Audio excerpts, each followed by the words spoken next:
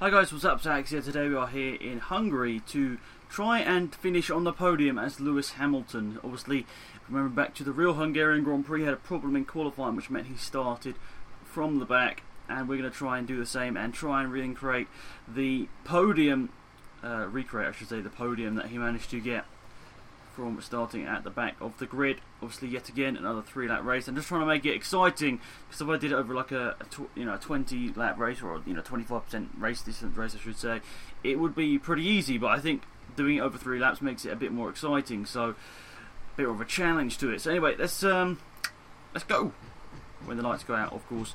So 2, 3, 4, and 5. Lights are out, and away we go in Hungary. We're going to try and get a good start, get around Chilton, and obviously we are in a Mercedes, which is a fast car, so we'd assume to be good. But it's all going to be about trying to maximise the opportunities when we can get them, because around Hungary it's very hard to find a good place to overtake. Hitting the back of Bianchi is not exactly what we wanted to do. And let's just try and slot into a good position here. Dresta, Sutil, Maldonado. Bottas is actually up in P11. That's actually pretty good considering how bad that Williams was in 2013. There was a bit of contact there with Hulkenberg, a bit of an optimistic move. So we've got down the inside of him, and let's just try and get down the inside of Bottas here. We're going to try and run side by side. We're going to do so, and we're going to try and get around the outside here with the superior downforce of the Mercedes here around the outside, and we've got the move done. So let's now try and just pick these off one at a time. It's going to be pretty hard.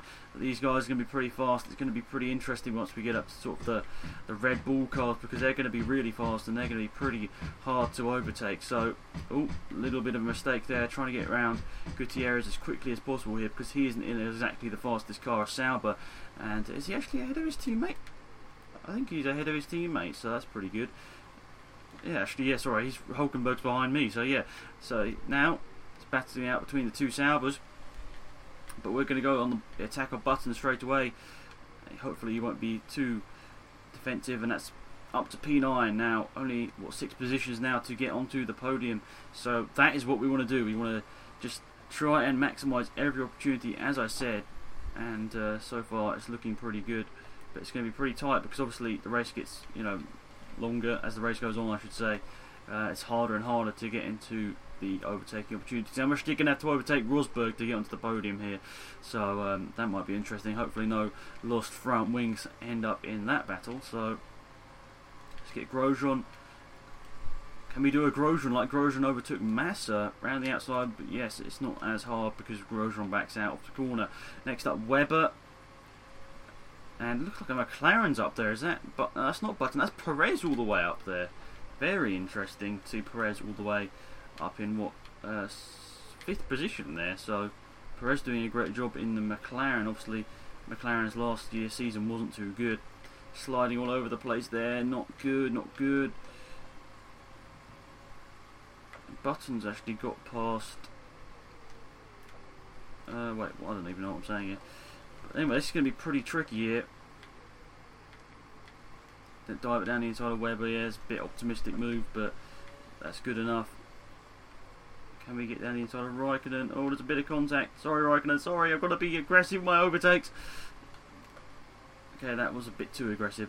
All just back out of that and get into the slipstream once again. So this is going to be P6.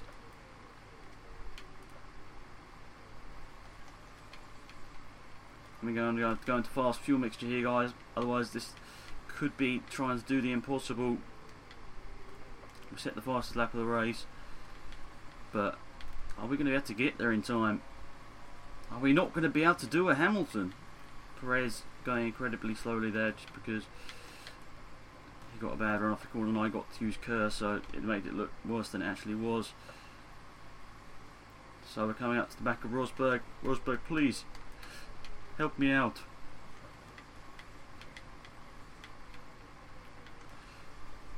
Right then, this is going to be pretty interesting. It might even be a last corner lunge. Hope it's not, but it might be. We've been incredibly fast on this last lap. Is it going to be purple sector? I think it probably will be. Yes, it is. 2 attempts up. Oh my god, the podium's right there. Felipe Massa, sorry Rosberg. Oh my god, we're so close. and we're not going to be able to do it. It was too much of a task. We're going to lose out on the podium by a couple of tenths of a second.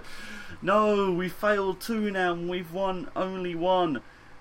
It was a great comeback in 3 laps, but how unfortunate we were right there and we didn't manage to take it. A couple of tenths of a second. Let's actually look at the gap there. Yeah, 5 tenths of a second between me and Massa. No!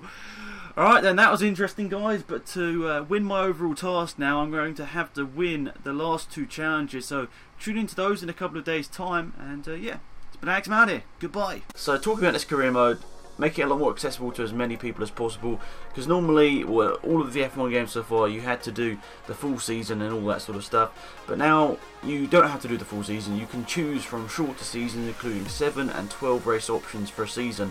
So I'm not sure whether that's you choosing the races, or maybe you just get given a set amount of races that you need to do. I'm not too sure how that's going to work. I'm sure there's going to be more information on that soon.